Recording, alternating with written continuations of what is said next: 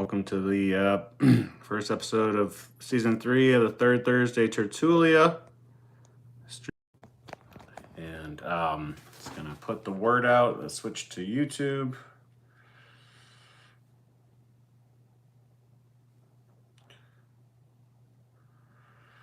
And then we'll get started.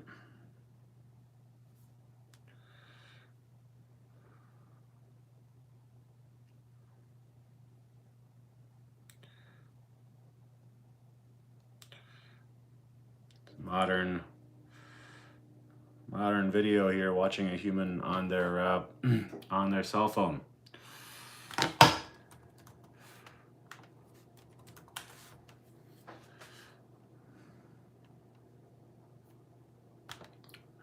So for the this is first episode of season 3 here, and I'm just gonna post to Facebook.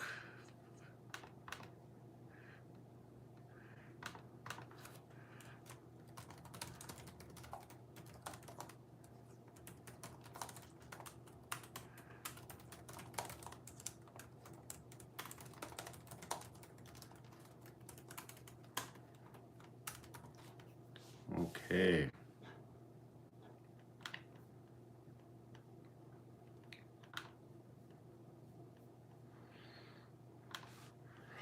All right.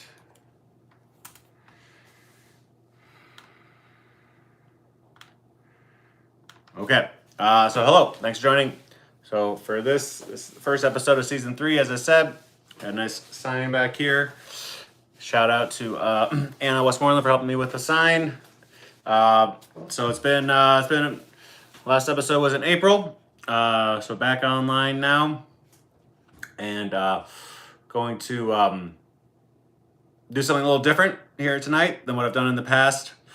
Previously, I would read some poems that I've written over the past, or a story, and I'm going to do something similar to that. But tonight, I'm going to be reading from my my zine, The Uncertainty Principle, which, if you haven't seen this before, it is been published, came out in 2009, and it was published somewhat consistently for about 5 or 6 years, but then it's taken about 10 years off.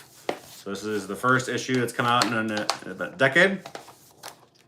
The title of the issue is Snoozing. And if you may have seen this at Quimby's in Chicago, and each copy is signed and stamped, and it also is individually numbered. And so I'm going to start by... Okay, we're back. So the Uncertainty Principle zine. So fold like this, looks like a normal zine, and then open it, and can read like piece of paper like that. Okay, first poem I'm going to read tonight is on page 1. It's called Stock Character. The ingenue in the building's roman sported a surprisingly diaphanous jacket. Hit an off-piste slope that tested her placidity. She skied metronomically, or was it dactylically, to the non-jocular conventicle, arriving to find the others brooding even more laboriously than usual. That insipid Xander must have been spitting another dad-gun sophism. Okay, she yelled, as she seized the attention of the assembly away from Xander. There's only one way to get to the centroid of this perfidy and escape from this panopticon. And it's not going to be easy or fun, so let's get started. Feel free to, assuming you're applauding, and then thank you for the comments. Feel free to jump in the chat. And this year got my first zine published in a while, and it's available for sale at Quimby's. And then in addition to being available for sale in person, it's also now, as of last weekend, it's available for sale online and in the brand new Mr. Danoff Teaching Laboratory bookstore. So you can visit that at store.teachinglaboratory.com. And you can buy the e-zine version of this for $4. The print is $5, as you can see down here. And then the But the online version has some additional materials, and also some of the pages are in color, whereas this is like old school, traditional DIY copied zine. Okay. And then next, I'm gonna read the subsequent poem in the issue. It starts on page 2. It's called Idea 6. When you think of ideas, do the ideas themselves take a particular shape in your mind's eye? Maybe a cloud coming off someone's head? Maybe a light bulb? That's the emoji my iPhone's keyboard suggests when I type IDEA. What about how ideas look when they connect together, like between electricity and a light bulb, or its predecessor, candles and fire for light in the evening? Do you have words in your vocabulary to describe this phenomenon? This poem calls it Idea 6. Within that nomenclature, how do they do it? Like, how do they share their DNA and create an idea baby? Do only certain chromosomes mix? Or are there infinite combos? Do they wear protection at times? What are their preferred positions? Where do they do it? Is it a certain section of the brain? Like, hey, hot stuff, I like the look of you and I think we can work. Maybe in the hippocampus later? Would it be so binary? Only 2 ideas at a time? If humans can have group encounters, why not ideas? What is it that attracts one to another? Can it be surface level like it is for humans at times? I like that hairstyle, you freaky idea. Why don't we get together sometime? Specific type? I'm not really into bossing, controlling ideas. Sorry. Does one idea whisper sweet lines of poetry to another? Which ideas have sex in your brain? Do they help define your current job, partner, artistic output? And or are they still germinating, waiting until the world is ready to receive their brilliance? Back to the sources of light we described earlier. Is one better than another? Maybe. Is the flame chasing down the wax, a coyote chasing the squirrel, a predator's hunting his prey? Is a light bulb working with electricity less parasitic and perhaps even symbiotic, akin to an oxpecker bird and hippo? Does it matter where that electricity came from? Subtracting fossil fuels from the earth or adding together solar energy cells? Why do we so often compare and contrast things? Can we not just let them be ideas for ideas' sake? Is it because additive ideas are more conducive than subtractive if you believe in progress, at least until the bulb goes out and the attempted metaphor breaks down? Or is something about progress, a dangerous political word that prefers additive ideas like solar energy over subtractive ones like fossil fuels? Are there also toxic relationships? Like ideas that shouldn't be together and everyone knows it, but they do anyway? Do they cheat? Do I take these very ideas I'm expressing to you in words right now from someone else? Is cheating even possible? Or is it more of a lighting your torch doesn't hurt the flame of my torch kind of thing? How do they mature? Do ideas gracefully lean to middle age? Are old ideals still attracted to young ones? Are some humans consciously bringing different ideas together, specifically like a farmer splicing seeds? Or is it all random, aside from some curated situations akin to dating websites where like-minded ideas with similar interests come together? Okay. And then in other updates, also had been working on my sports analytics and had had a paper published this year that I collaborated with Isaiah Batiste and Chris Haynes, and it's it's our first journal paper. And so we looked at slowdowns, measuring how NFL defenders who don't get a tackle assist with the slowing down and kind of giving the group credit for it being part of the group that slows down a runner.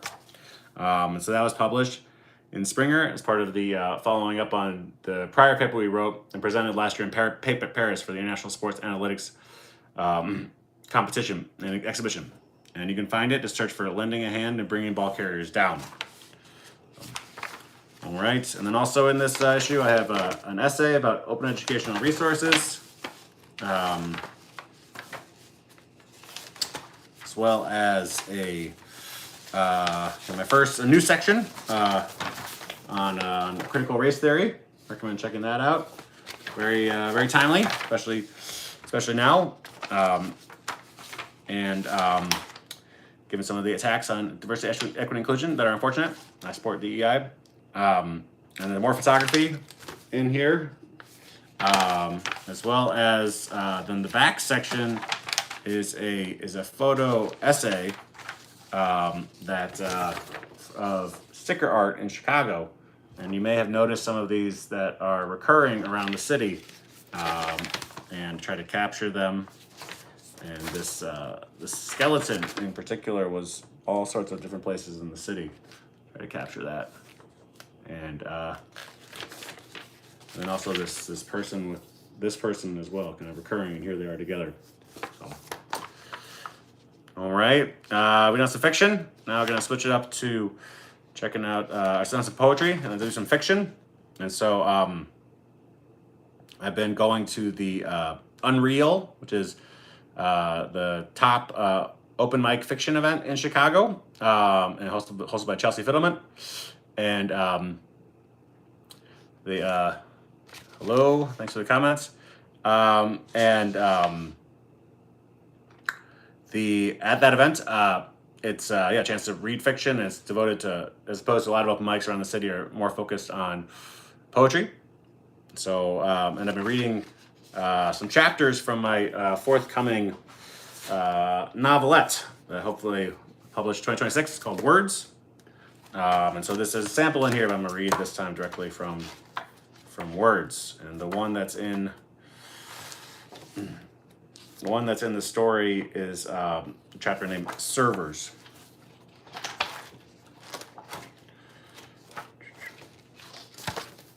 Chicago, June 2021.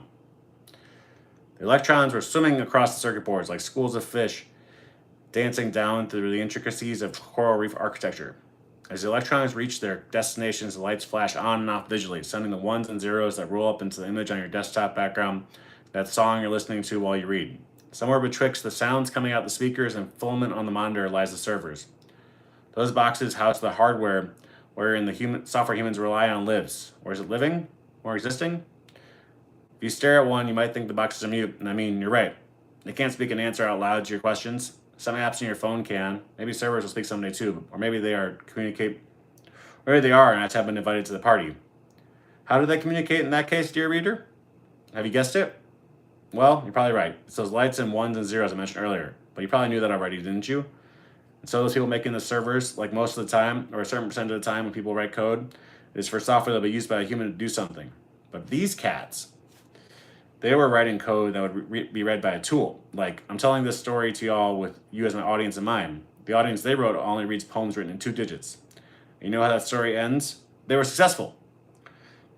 Those server boxes communicate to one another like us. That doesn't always mean communication actually occurs. Sometimes server A is trying to get their particular thing done, and server B is like, yeah, no.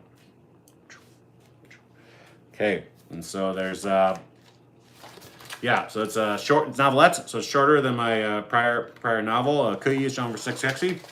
And hopefully I plan to have that come out, like I said, this 2026. So, and then in terms of servers, the servers are also, shout out to the servers powering this live stream, and thank you, YouTube. And had some technical difficulties with Twitch. I appreciate those of you who've been able to join. So, all right. And then to close out here, gonna finish with another poem. And this one, the title was suggested to by my friend Chris Harang. Thank you, Chris. He's given me a few poems, those who remember My Druthers. Another one. This one is Just the Sun, Wind, Sea, and Me. Nature reveals secrets when it's just the sun, wind, sea, and me. Okay. Well, thank you for tuning in. Thanks for the comments. Great hello to Lowbro GV6 and Tishon Rackamore Jr. and Anna W. Thank you very much. Appreciate it. We'll be have another live stream coming up for season 2 of Thursday Tertulia. For episode 2 of season 3, I should say. We Thursday, February 19th, 6 p.m. So come back, and then also check out store.teachinglaboratory.com to buy your issue of the Uncertainty Principle. And have a wonderful holiday season. Stay safe. Happy holidays. Happy New Year. Merry Christmas. Happy Hanukkah. Happy Kwanzaa. Happy Festivus. And take care. Thank you.